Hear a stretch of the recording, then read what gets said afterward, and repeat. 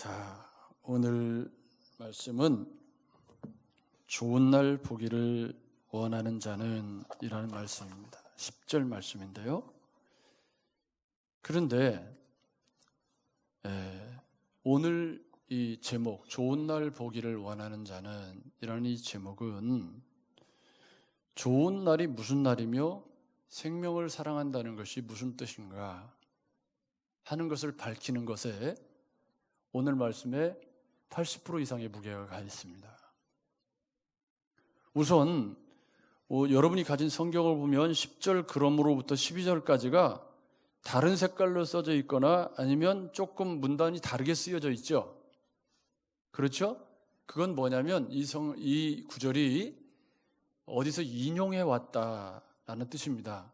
이게 어디서 인용을 해온 거냐면 시편 34편 12절부터 15절까지를 인용했는데 조금 다르게 표현을 바꿔서 인용했다는 뜻입니다. 그러면 오늘 본문을 베드로 사도가 인용했을 때 이 원래 본문이 가졌던 의미가 무엇인가를 우리가 먼저 이해하는 것이 중요하다 싶은 생각이 드는 거죠. 그러면 시편 34편은 어떤 배경에서 쓰여졌냐면 다윗이라는 분이 다윗이 쓴 시편인데요. 다윗이 시편 34편을 쓰게 된 배경은 이렇습니다. 사울이 시기와 질투에 눈이 멀어서 괜히 이유 없이 다윗을 죽이려고 막 창을 던져 쌓고 막 군사를 동원해서 추격하고 이러던 시기에 다윗이 마음이 너무 어렵죠. 아직 젊을 때인데. 그래서 다윗이 도망자의 인생을 살면서 위태위태한 벼랑 끝에 다니다가 첫 번째로 찾아간 곳이 노베에 있는 제사장 아히멜렉이었습니다. 거기서 아히멜렉에서 먹을 것도 좀 하고 또 우림과 뒷면으로 자신의 피신과 관련해서 하나님의 뜻을 묻기도 하고 그러면서 거기서 또 무기도 이렇게 가져가는 일이 있었습니다.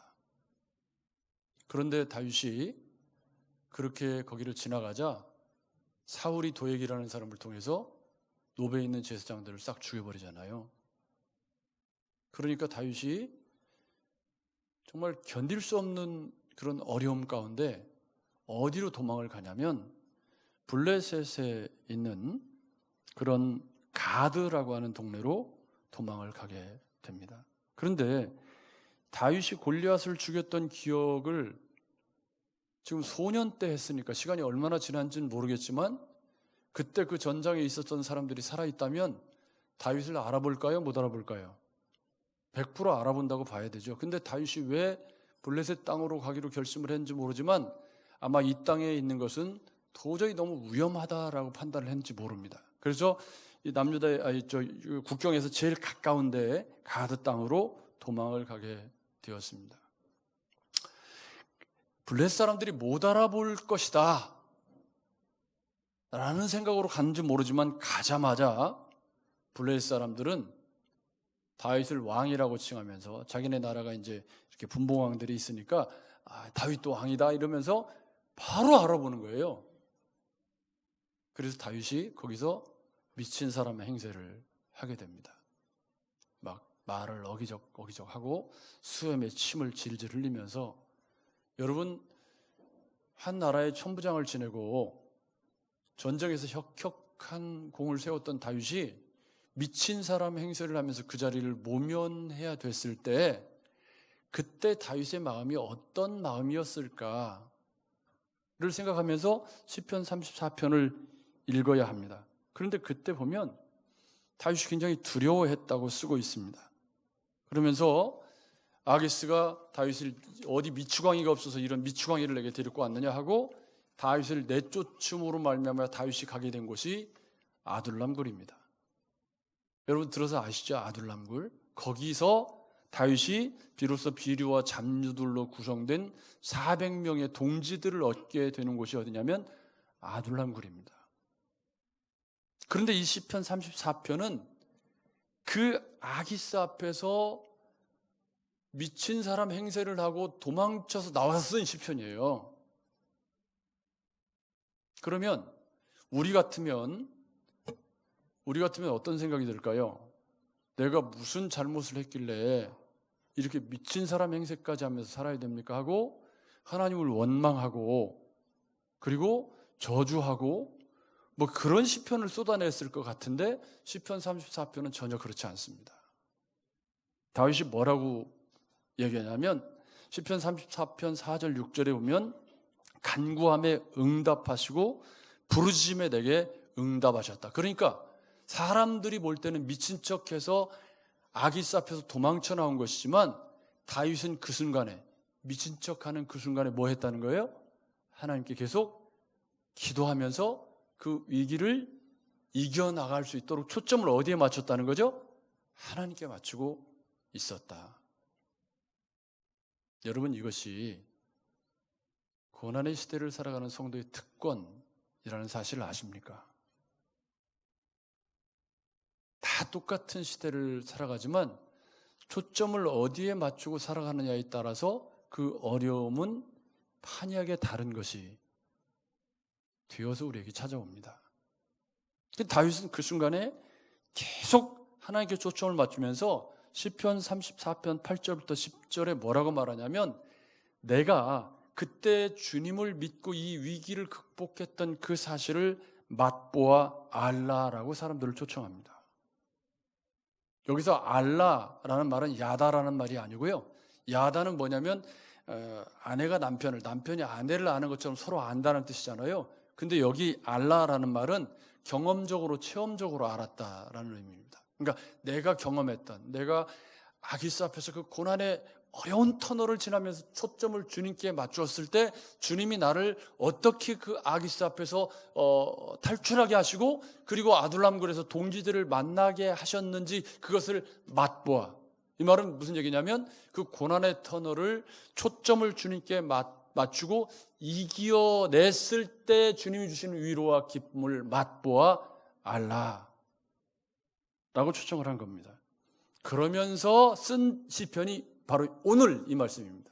그러면서 그 뒤에 뭐라고 얘기했냐면 생명을 사모하고 연수를 사랑하며 복받기를 원하는 사람은 이렇게 살아야 합니다 라고 썼던 것이 시편 34편 13절 이하라는 거죠.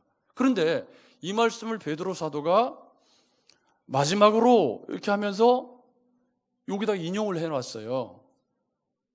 그러면 여기 다윗이 썼던 모티브를 베드로 사도가 옮겨 쓰면서 말을 살짝 바꿨어요. 다윗은 뭐라고 썼냐면 생명을 사모하고 연수를 사랑하며 복받기를 원하는 사람은 이렇게 시편 34편에 써 있는데 베드로 사도는 그 말을 뭐라고 바꿨냐면 생명을 사랑하고 좋은 날 보기를 원하는 사람은 이렇게 살짝 바꿨습니다.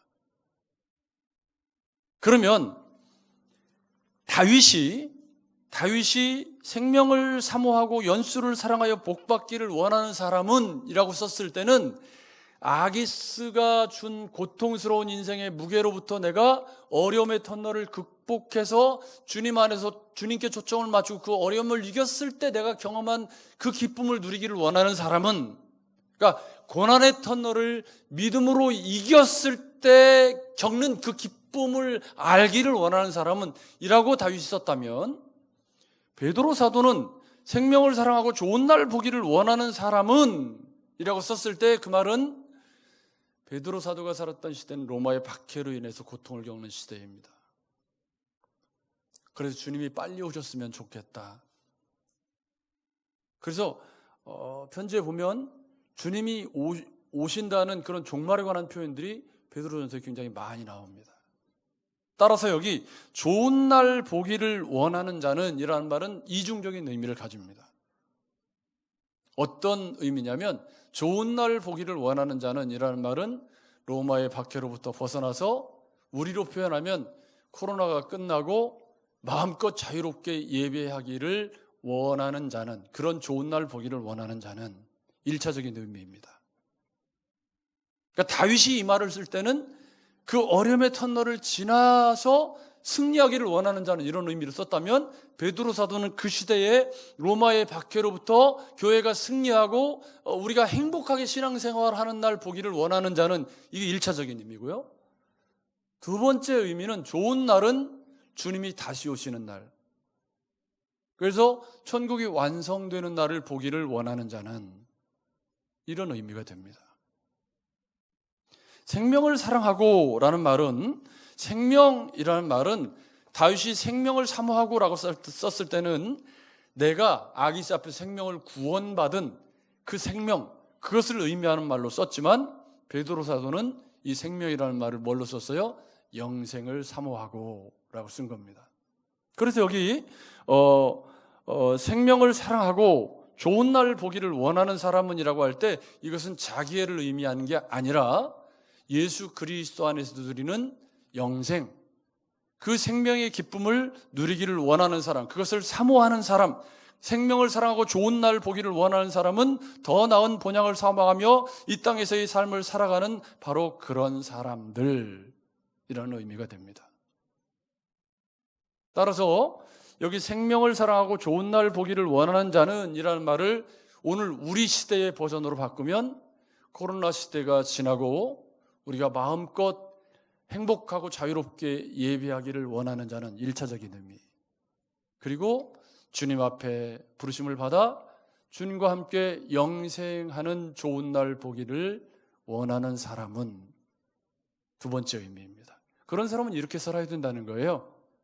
그게 10절부터 12절까지 나오고 사실은 베드로전서 전체에 가득 채워져 있는 내용입니다. 자, 그러면 생명을 사랑하고 좋은 날 보기를 원하는 사람은 이 땅에서 어떻게 살아가는 것이 옳은가? 이것이 오늘 우리의 화두죠. 여러분 맞죠? 그러니까 직설법적으로 말하면 코로나 시대에 주님의 재림을 기다리며 종말을 살아가는 성도는 어떤 마음과 어떤 자세로 살아가는 것이 좋은 것인가? 라는 의미죠.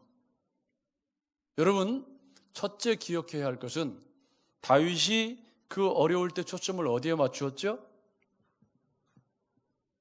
하나님께 맞추고 있었다. 시편 34편에. 그러니까 어려울 때일수록 우리는 풍랑이는 바다를 보면 점점 더 빠져 들어갈 수밖에 없습니다.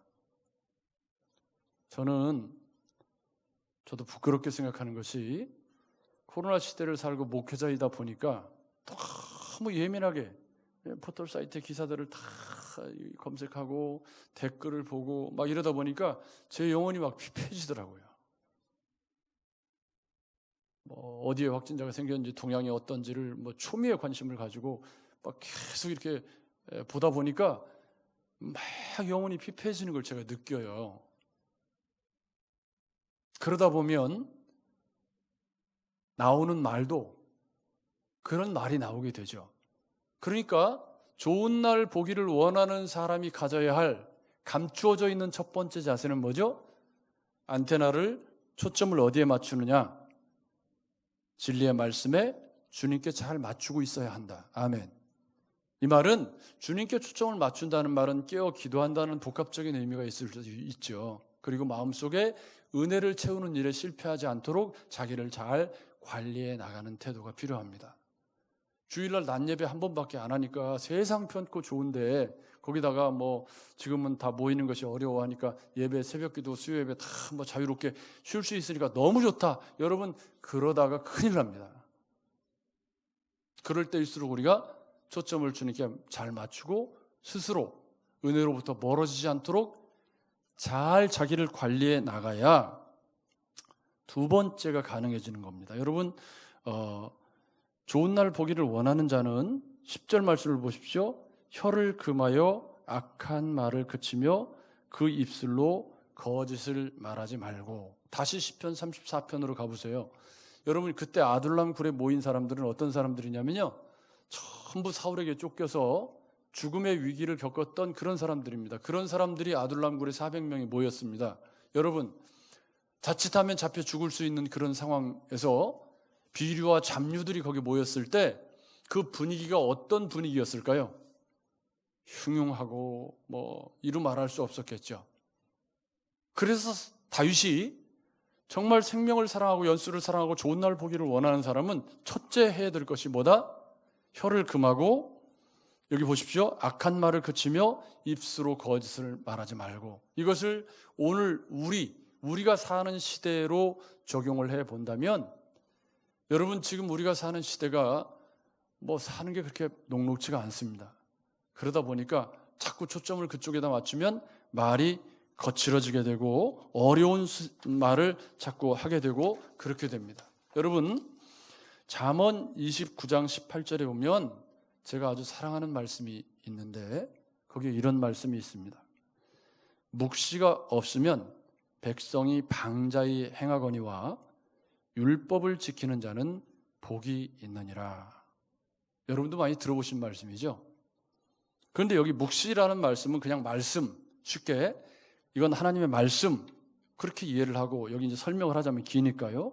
그런데 그 하나님의 말씀이 없으면 백성이 방자히 행한다.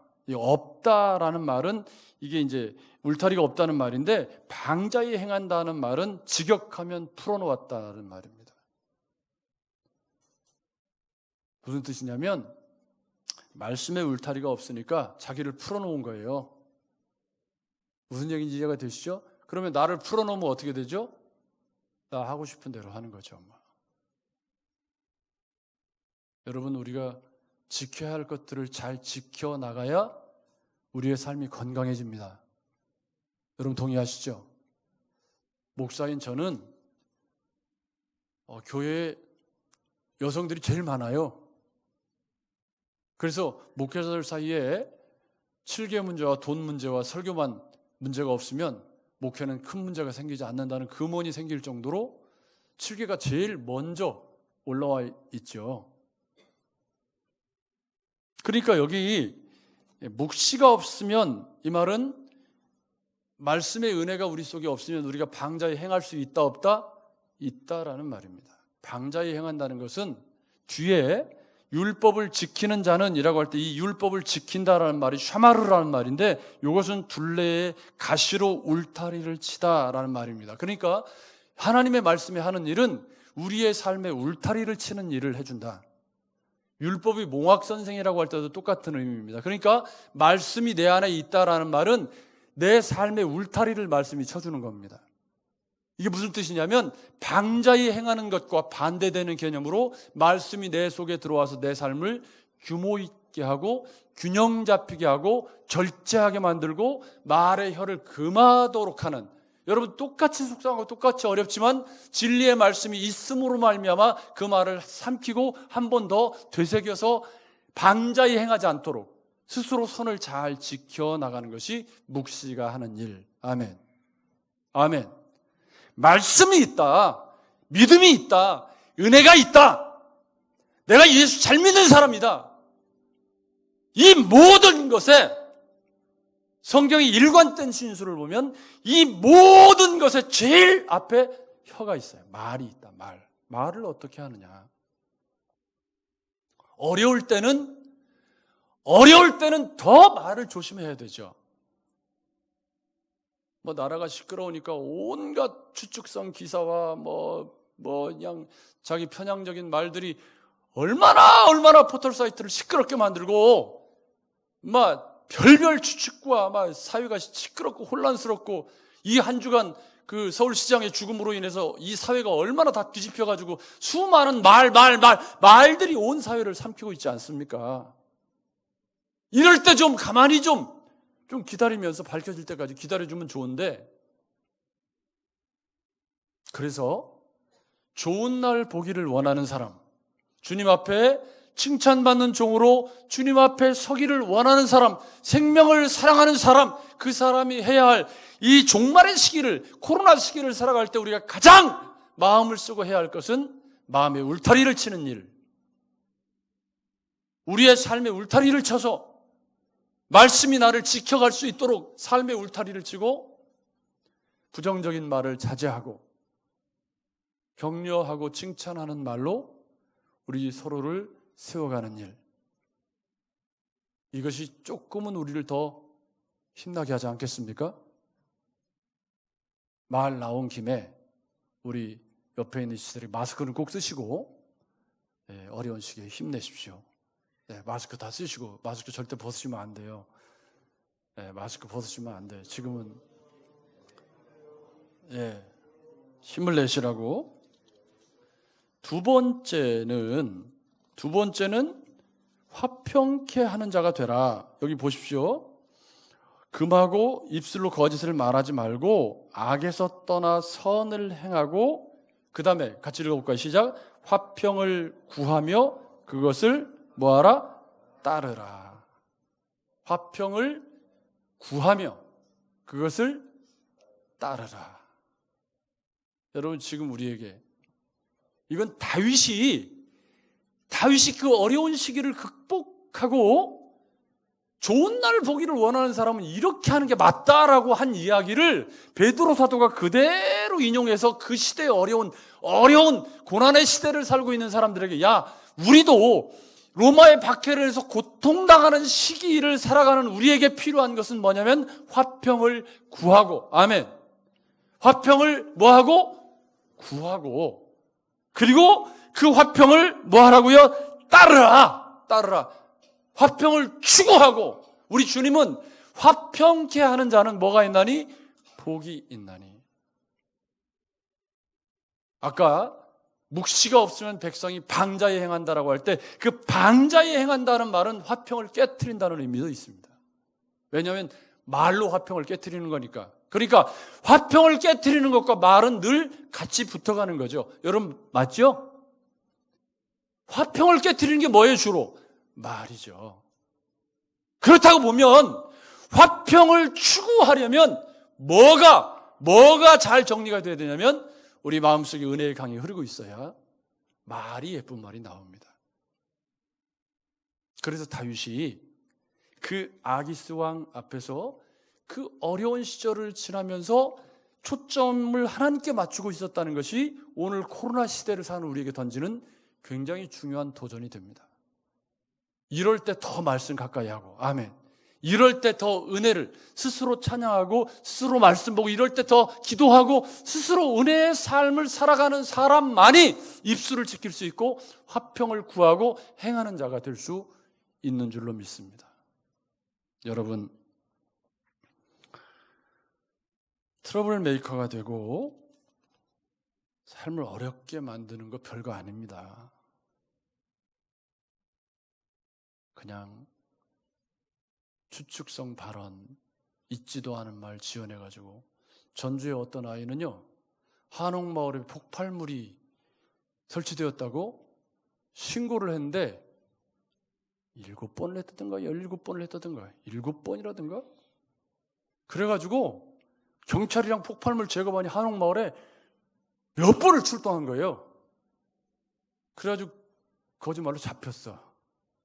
근데 전화를요, 유심칩을 빼가지고 추적이 불가능하게 만들어갖고 애가 전화를 해가지고 애를 먹어서 잡았다네요. 이걸 잡아가지고 왜 그러냐고 그러니까 심심해서 그랬대요. 그래가지고 징역 먹으니까 그냥 법정을 걷어차고 막 난리를 쳐가지고요. 뭐 기사에 났으니까 저도 보는 거죠. 여러분, 어려울 때 할 장난이 없어서 물론 어디가 아픈 애일 가능성이 많겠지만, 사랑하는 여러분, 화평케 하는 자가 복이 있다.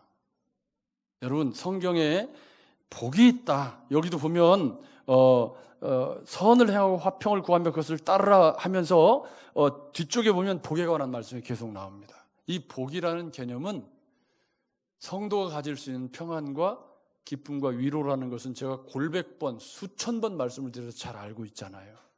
그게 복입니다.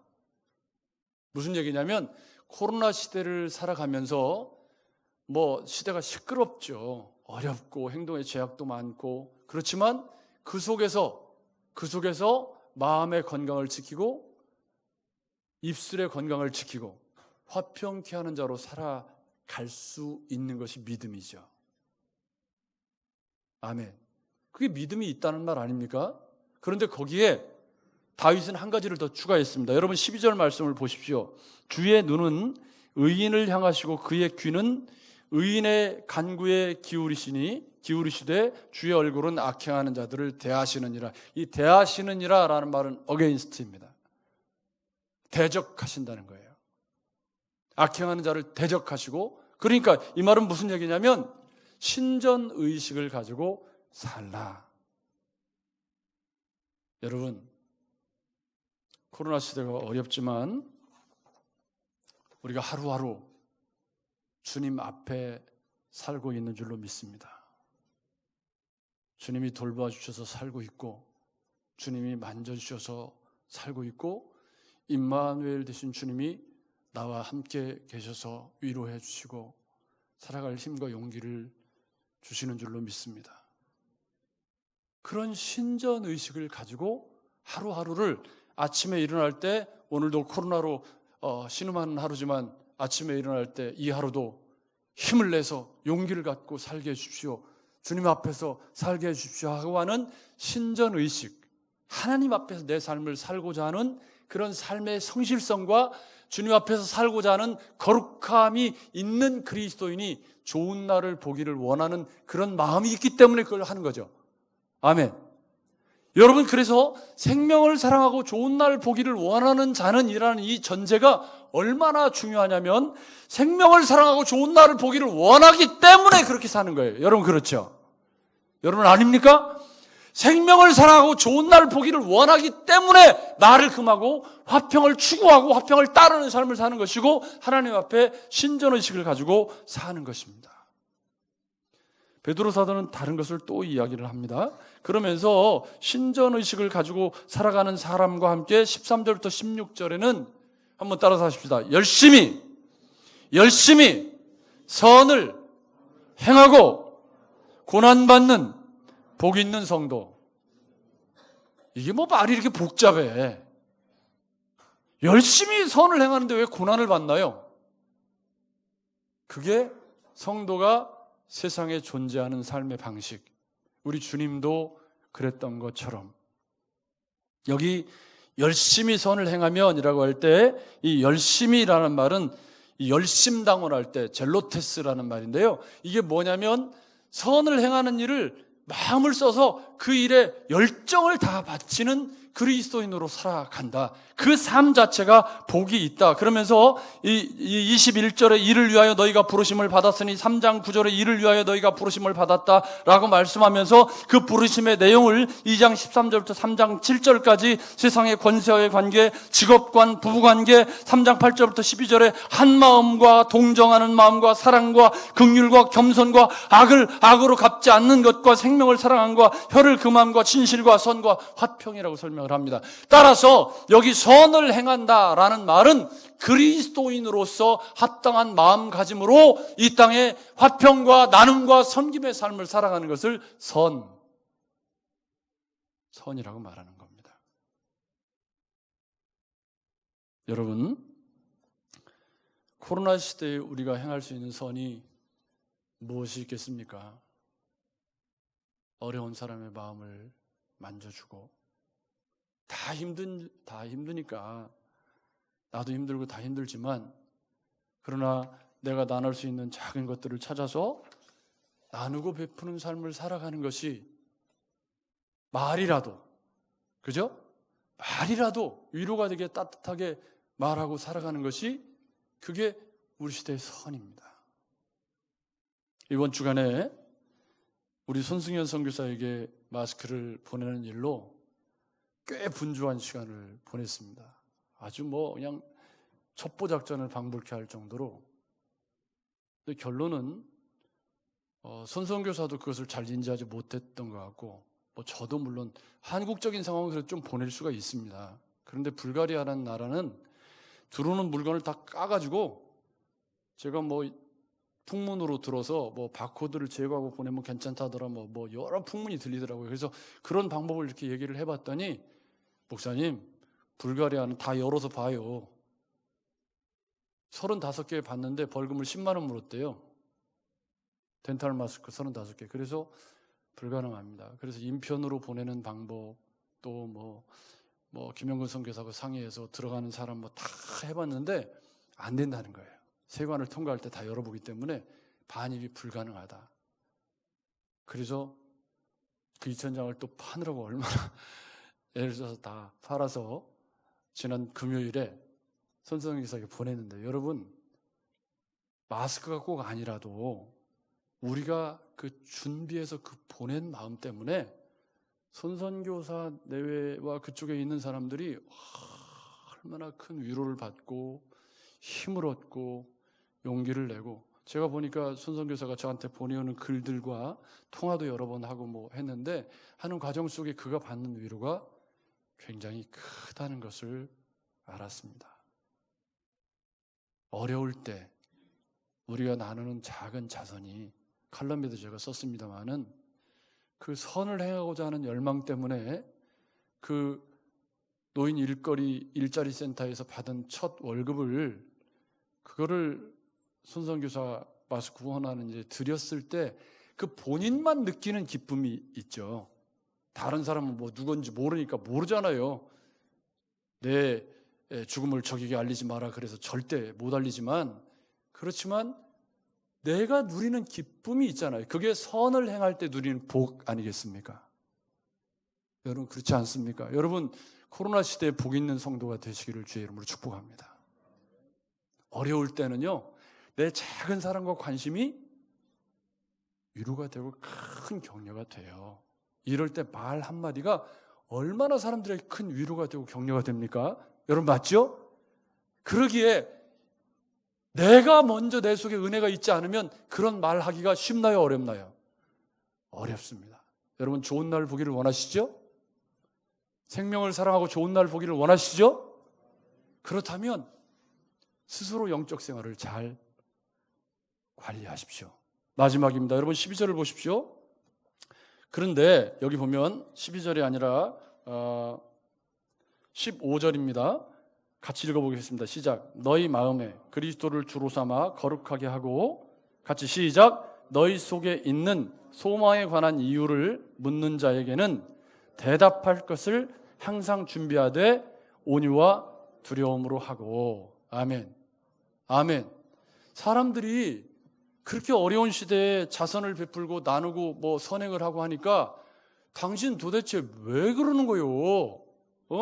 도대체 제가 아침에 뭐 목회자로서 별로 할 것이 없으니까 열심히 그래도 뭐라도 섬겨보겠다고 하니까 목사님들이 그럽니다. 이제 그만두시라고. 어떤 분은 며칠 하다가 그만둘 줄 알았더니 뭐 이렇게 오래 하냐고, 그만하라고 이제. 그래서 제가 대답하는 말이, 목사가 섬길 수 있는 게 별로 없는데 나 이거라도 좀 하게 내비두라고. 내가 하고 싶은 대로 하게 내비두라고. 그러면서 지금까지 하고 있는데, 내가 할 수 있는 선행을 찾아서, 그랬을 때 사람들이 묻습니다. 뭐라고 묻죠? 왜 그러는 거예요? 좀 그렇게 물었을 때 대답할 것을 예비하는 건 뭐죠? 나는 생명을 사랑하고 좋은 날 보기를 원하기 때문에 이렇게 사는 거예요. 아멘. 아멘. 여러분 여기 15절 말씀을 보세요. 너희는 마음에 그리스도를 주로 삼아 거룩하게 하고, 이게 첫째예요. 이게 다윗이 아기스 왕에게서 고통을 겪으면서 했던 일이에요. 여러분 맞죠? 근데 그것을 베드로 사도가 주목하고, 야, 정말 어려움의 고난의 시대를 살아가는 사람이 초점을 어디에 맞춰야 돼요? 그리스도에게 마음에 그리스도를 주로 삼아 거룩하게 하고, 그리고 그 그리스도로 말미암아 너희 속에 있는 소망에 관한 이유들이 있지 않냐? 그 소망에 관한 이유들이 생명을 사랑하고 좋은 날 보기를 원하는 그 마음을 너희에게 왜 그렇게 사는 거예요? 이렇게 어려운데 왜 당신 그렇게 살아요? 라고 묻는 사람들에게 뭐라고 얘기하라고요? 온유함으로 대답할 것을 너희가 준비해라. 여러분, 우리에게 안 믿는 사람들이 왜 당신 그렇게 사는 거예요? 그게 부정과 부패와 잘못된 삶이라면 부끄러운 일입니다. 그런데 여러분, 우리가 믿음으로 살고 겸손하게 살고 격려의 말을 하면서 살았을 때 사람들이 당신은 어떻게 그렇게 살 수 있나요? 라고 물었을 때 나는 생명을 사랑하고 좋은 날 보기를 원하는 예수 믿는 사람이기 때문에 이렇게 삽니다. 대답할 것을 온유함으로 준비했다면 그것이 우리 시대를 사는 사람들에게 얼마나 큰 힘이 되었을까. 사랑하는 여러분, 생명을 사랑하고 좋은 날 보기를 원하는 사람은 오늘만 잘 살면 돼요. 내일은 또 내일 잘 살면 되고, 그죠? 그래서 제가 이 말씀을 준비하면서 또 하나의 찬양을 준비해 보았습니다. 여러분, 이 찬양을 부르시면서 뭘 떠올리셔야 되냐면, 생명을 사랑하고 좋은 날 보기를 원하는 사람은 이라는 제목을 생각하시면서 이 찬양을 함께 불러보도록 하겠습니다.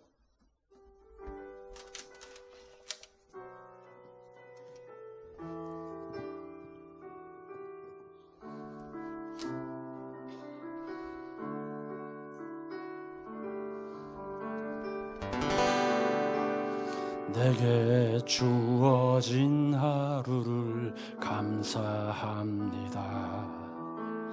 내게 또 하루를 허락하심을, 이 하루도 헛되이 보내지 않으며 살기 원합니다.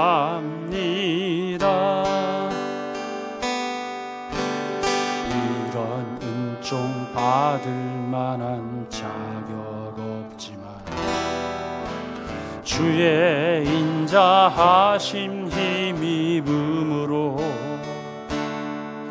이 하루도 내게 주어졌음 인하여 감사드립니다.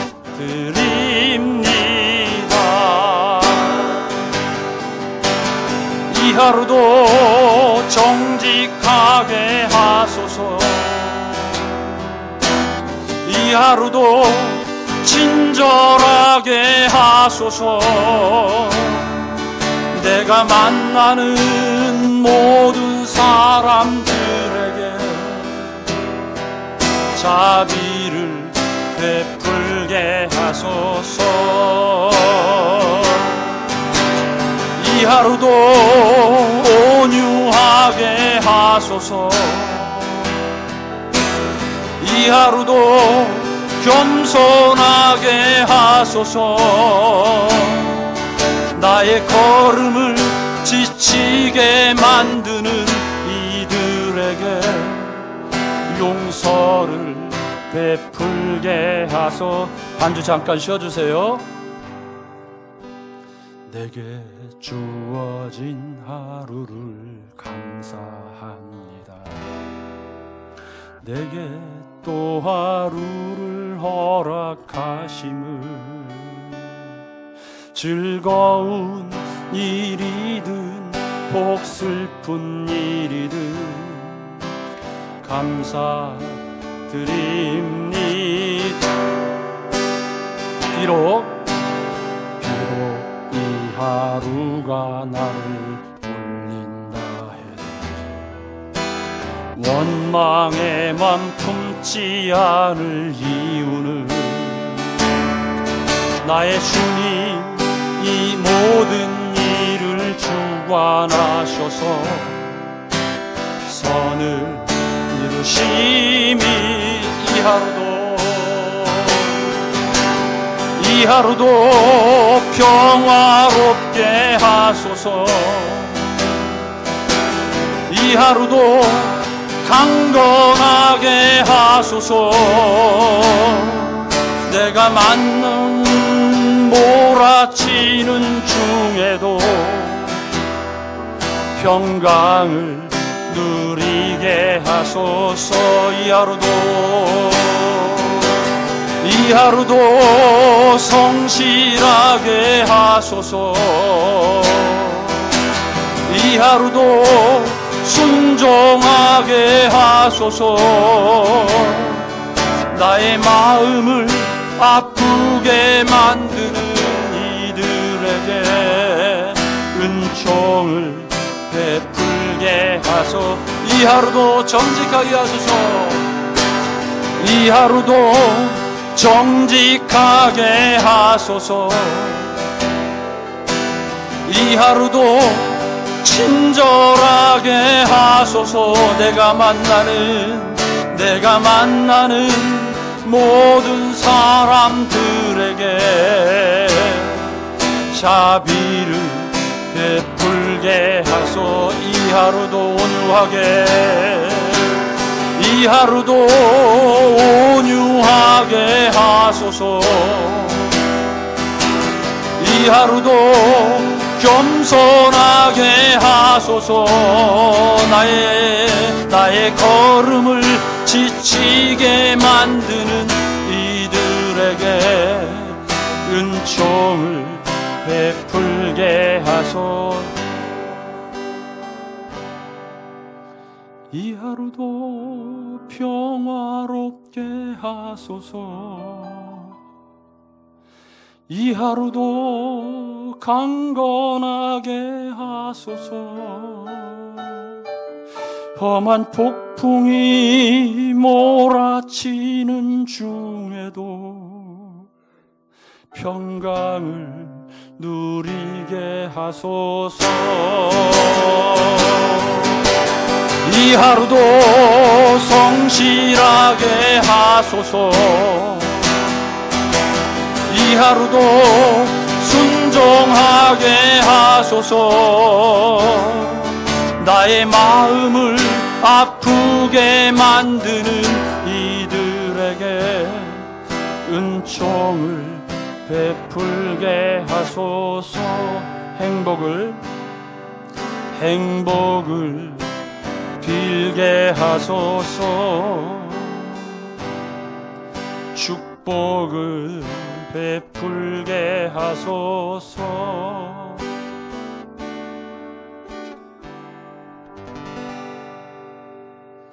생명을 사랑하고 좋은 날 보기를 원하신다면 주님 다시 오시는 날까지 예수 그리스도에게 초점을 맞추시고 말로 사람에게 상처 주지 말고 화평을 구하고 화평을 따르고 하나님 앞에 신전의식을 가지고 선을 행하며 우리에게 묻는 사람에게 대답할 것을 온유함으로 준비하시되 오늘 이 하루를 그렇게 살아내시는 일에 승리하시는 여러분 되시기를 주의 이름으로 축복합니다. 이 시간에 1분 동안만 같이 한번 기도하겠습니다.